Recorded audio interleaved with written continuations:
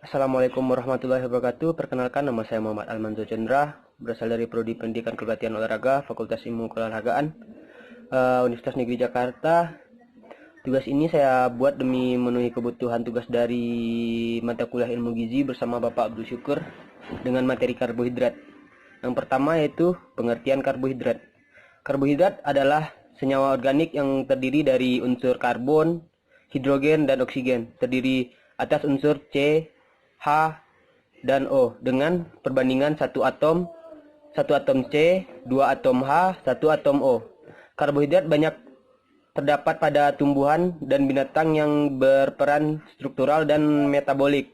Sedangkan pada tumbuhan untuk sintesis CO2 plus HO2 yang akan menghasilkan amilon dan selulosa melalui proses fotosintesis, sedangkan binatang tidak dapat menghasilkan karbohidrat sehingga tergantung tumbuhan. Karbohidrat merupakan sumber energi dan cadangan energi yang melalui proses metabolisme. Poin kedua yaitu ciri kimiawi karbohidrat. Ciri kimiawi karbohidrat dalam semua jenis karbohidrat terdiri atas unsur-unsur karbon, hidrogen, dan oksigen. Perbandingan antara hidrogen dan oksigen pada umumnya adalah 2:1, seperti halnya dalam air. Oleh karena itu, diberi nama karbohidrat. Dalam bentuk sederhana, formula umum karbohidrat adalah CnH2nOn. Nah, kita akan masuk ke poin ketiga. Poin ketiga yaitu klasifikasi karbohidrat. Klasifikasi karbohidrat yang pertama yaitu monosakarida, terdiri dari atas 3-6 atom C, dan zat ini tidak dapat lagi dihidrolisis oleh larutan asam dalam air menjadi karbohidrat yang lebih sederhana. Yang kedua itu disakarida. Senyawa ini terbentuk dari 2 molekul monosakarida yang sejenis atau tidak. Disakarida dapat dihidrolisis oleh larutan asam dalam air sehingga terurai menjadi 2 molekul monosakarida. Yang ketiga yaitu oligosakarida. Senyawa yang terdiri dari gabungan molekul-molekul monosakarida yang banyak gabungan dari 3-6 monosakarida. Misalnya maltotriosa. Yang keempat yaitu polisakarida. Senyawa yang terdiri dari gabungan molekul-molekul monosakarida yang banyak jumlahnya. Senyawa ini bisa dihidrolisis menjadi banyak molekul monosakarida.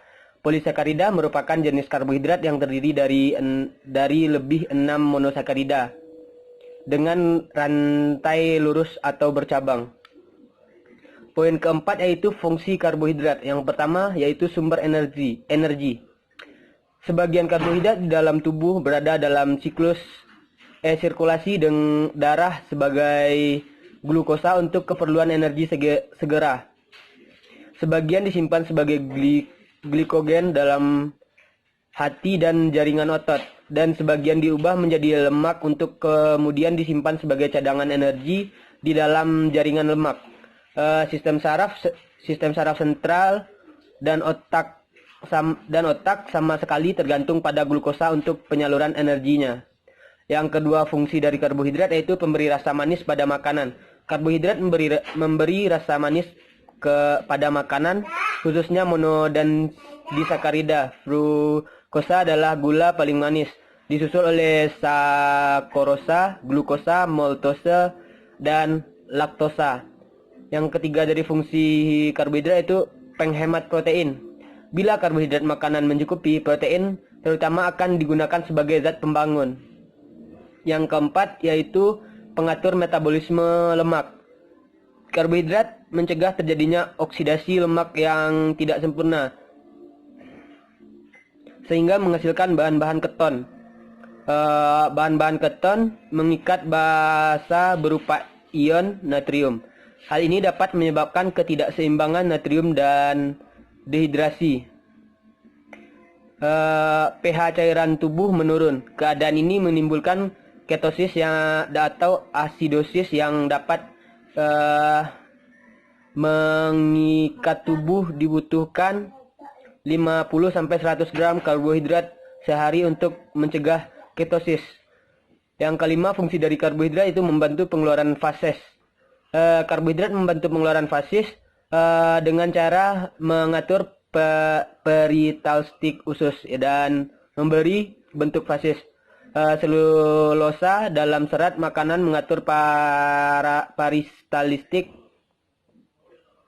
peristaltik usus, sedangkan hemiselulosa dan pektin mampu menyerap air dan usus besar sehingga memberi bentuk pada sisa makanan yang akan dikeluarkan.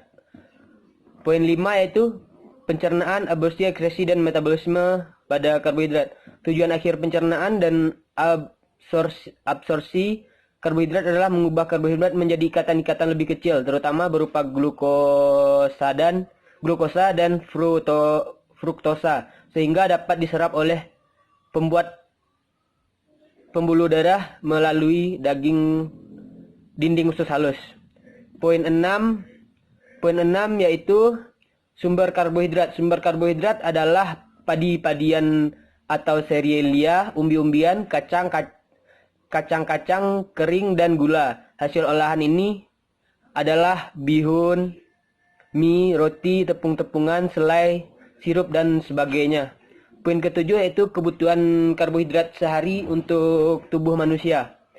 Untuk memelihara kesehatan, WHO menganjurkan 50-65% konsumsi energi total berasal dari karbohidrat kompleks, dan paling banyak hanya 10% berasal dari gula sederhana.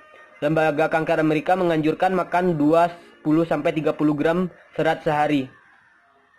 Poin terakhir yaitu akibat kekurangan dan kelebihan karbohidrat.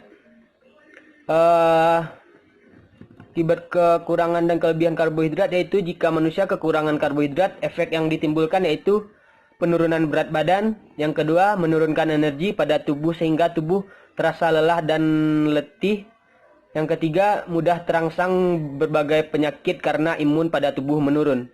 Dan jika manusia kelebihan karbohidrat, efeknya juga ada, yaitu timbulnya penyakit seperti diabetes mellitus, obesitas, dan kenaikan kadar kolesterol pada tubuh. Nah, sekian penjelasan dari saya tentang karbohidrat. Terlebih dan terkurang saya mohon maaf. Saya akhiri dengan Assalamualaikum warahmatullahi wabarakatuh.